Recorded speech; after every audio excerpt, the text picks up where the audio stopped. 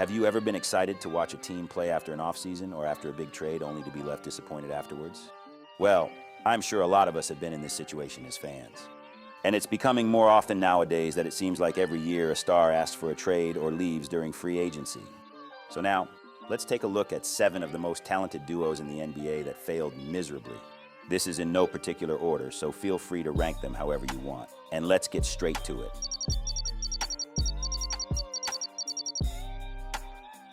The pairing of Anthony Davis and DeMarcus Cousins was highly anticipated but short-lived.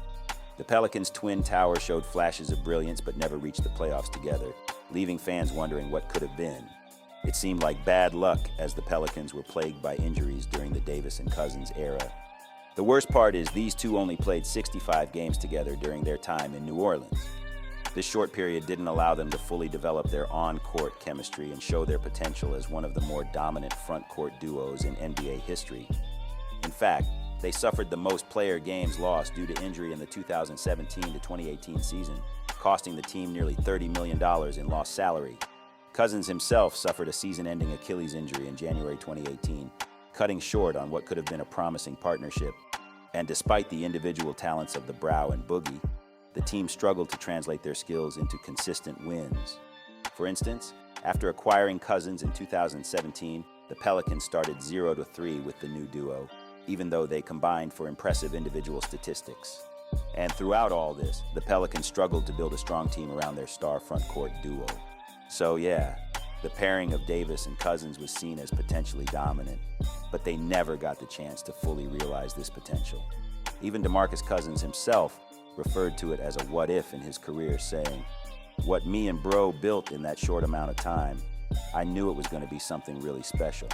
And after less than 2 seasons together, this duo ended after Cousins walked away during free agency when the Pelicans didn't want to give him the contract he desired.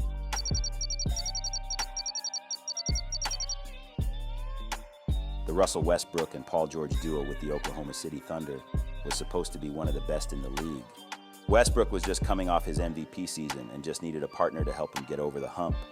And Paul George wanted to get the hell out of Indiana, so the Thunder traded for him. Despite having 2 star players, the Thunder failed to make a deep playoff run with Westbrook and George.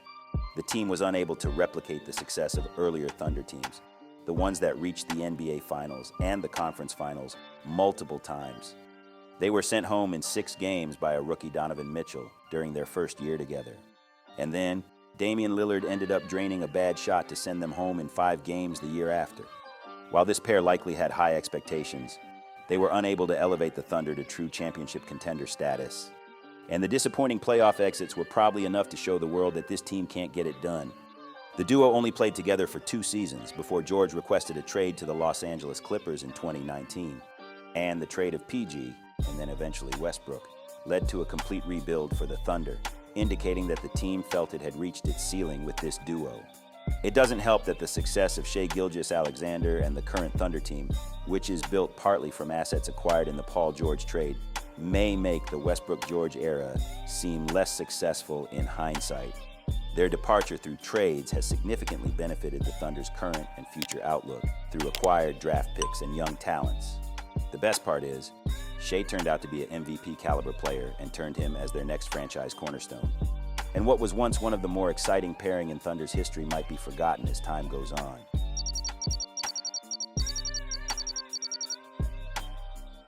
On December 19, 2006, the Denver Nuggets traded for Allen Iverson to pair him up with Carmelo Anthony. At the time, Carmelo was the first leading scorer in the league while Iverson was second behind him, creating one of the most offensively gifted duos in the NBA.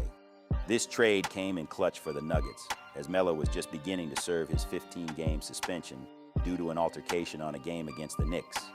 But when Melo got back, it was clear from the get-go that Iverson may not have been the best running mate for Anthony. Their playing styles, both being high-volume scorers, did not mesh ideally on the court. They're both elite at running isolations, but didn't do much else whenever the ball wasn't in their hands. And in the 2007 to 2008 season, both Anthony and Iverson averaged 26 points per game, yet neither of them made an All-NBA team. While Iverson reportedly felt more free playing alongside Anthony, and there were moments of excitement surrounding their partnership, their individual statistics didn't translate into the level of team success expected.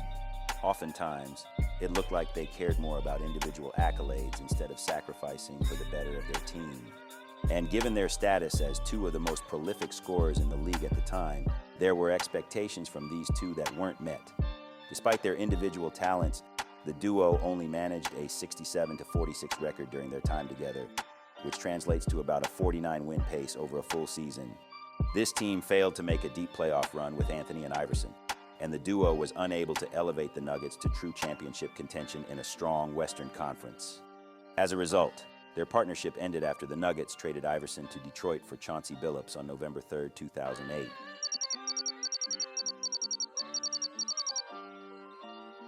Kevin Durant and Kyrie Irving teaming up with the Brooklyn Nets is arguably one of the most disappointing ones in recent NBA history.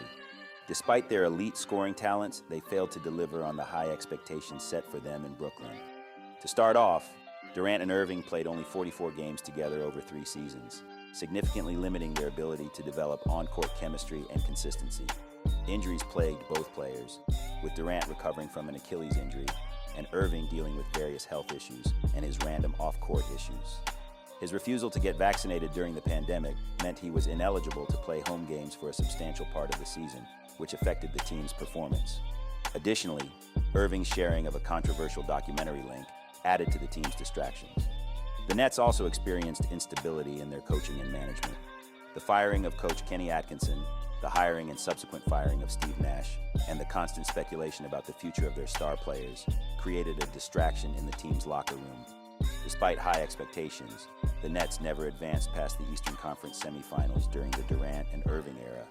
Their most notable playoff run ended in a Game 7 loss to the Milwaukee Bucks, where Durant's foot was on the line, turning a potential game-winning three-pointer into a game-tying two-pointer, which became their biggest what-if moment. The addition of James Harden was supposed to form a super team, but his time with the Nets was also short-lived and marred by injuries and dissatisfaction. Harden's quick departure further destabilized the team, and the trade for Ben Simmons after did not end well for them. They struggled to maintain a top position in the Eastern Conference, and were ultimately swept in the first round of the playoffs by the Boston Celtics in 2022, ending their last full season together.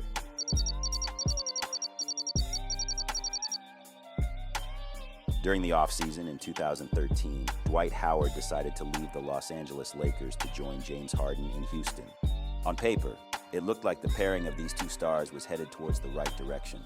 Despite being seen as a potentially dominant duo, they failed to achieve the level of success expected. Howard viewed Harden as a younger version of Kobe and thought they could be like a new Shaq and Kobe, but this vision never panned out. Howard, as a traditional center, desired more touches in the post and demanded a larger role offensively. However, this clashed with Harden's ball-dominant style of play and the team's overall offensive strategy. Howard even approached GM Daryl Morey about increasing his involvement on offense, but was told it wouldn't happen. Patrick Beverley, their former teammate, even hinted there were issues between Harden and Howard. He mentioned that their personalities didn't mesh well, with Howard being more outgoing and Harden more reserved. And during the 2015 to 2016 season, Harden spoke about this issue, describing it as draining emotionally. Then, to make matters worse, Howard's performance declined during his time with the Rockets. In his last season in 2015 to 16, his stats dropped to 13.7 points and 11.8 rebounds per game, down from 18.3 points and 12.2 rebounds in his first season with Houston. And as time went on, Harden clearly became the undisputed go-to player for the Rockets, while Howard's role diminished. There were also times that the team began to favor playing Clint Capella over Howard, which clearly showed that the Rockets wanted him gone. A big reason for this was the hiring of Mike D'Antoni as their head coach in 2016. D'Antoni's coaching style, which doesn't emphasize post-up play, was not the style Howard wanted. Hell, this probably is one of the reasons Howard left Los Angeles, because he didn't like D'Antoni. The Rockets wanted Howard to run the pick and roll with Harden, which for some reason Howard was unwilling to do, even though he was good at it. And while they did reach the Western Conference Finals in 2015, they couldn't win a championship or consistently make deep playoff runs. Their best result was when they lost to the Golden State Warriors in the conference finals. These two only played together for 3 seasons before Howard left Houston for good.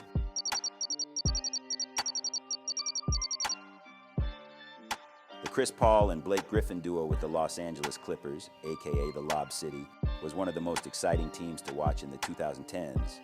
This team was consistently on SportsCenter almost every night with some nasty highlights, but that's about all that they're remembered for. Despite making the playoffs in all 6 seasons they played together, the Clippers never advanced past the second round.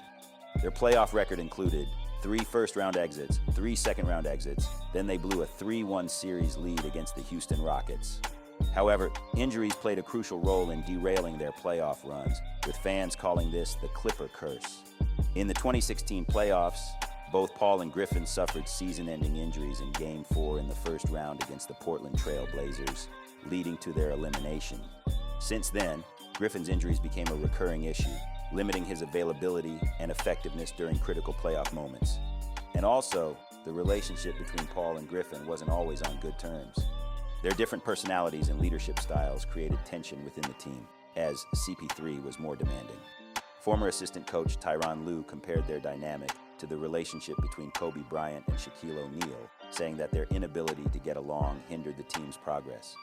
While former coach Doc Rivers also mentioned that the relationship between Paul and Griffin were never great, and it affected their ability to function as a cohesive unit. The Lob City Clippers were expected to be championship contenders due to their high-flying, exciting style of play and regular season success. And during their years together, they consistently won over 50 games per season and secured high playoff seeds. However, their inability to translate those regular season success into deep playoff runs led to disappointment and frustration. And of course, this team was also distracted by scandals, such as the racist controversy surrounding former owner Donald Sterling.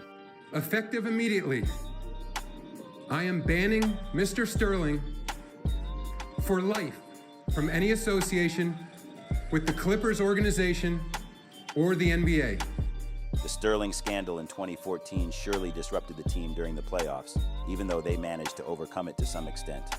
And because of all of these unfortunate events, the Lob City era ended when Chris Paul got traded in 2017.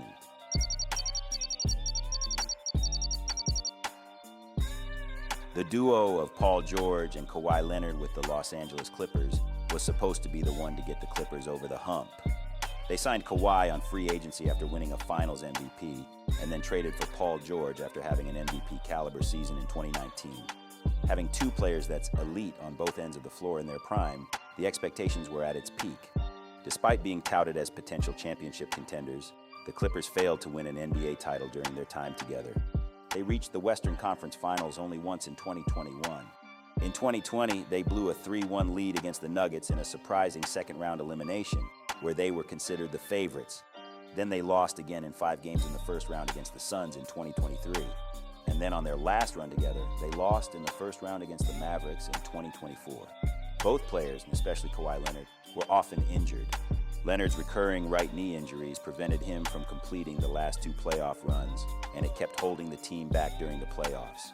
Especially in 2024, they were the better team on paper and probably could have had a chance to make the finals realistically if Kawhi's knees didn't decide to give up.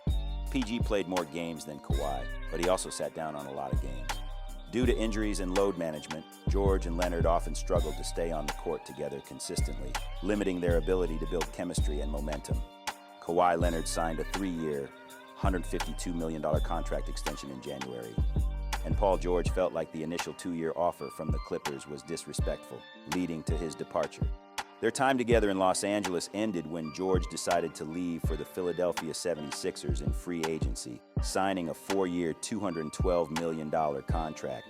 However, despite this end in partnership, it's worth noting that Leonard doesn't express any ill will towards George for his decision to leave and stayed on good terms. And these are 7 of the most disappointing duos in NBA history, in my opinion. Some of you might be looking for Durant and Westbrook's Thunder or Nash and Stoudemire's Suns. So, hear me out. Despite not winning a championship, they weren't total disappointments since they accomplished a lot as a team during their time. And if you feel like I left out a team that should be on this list, type it down in the comments below.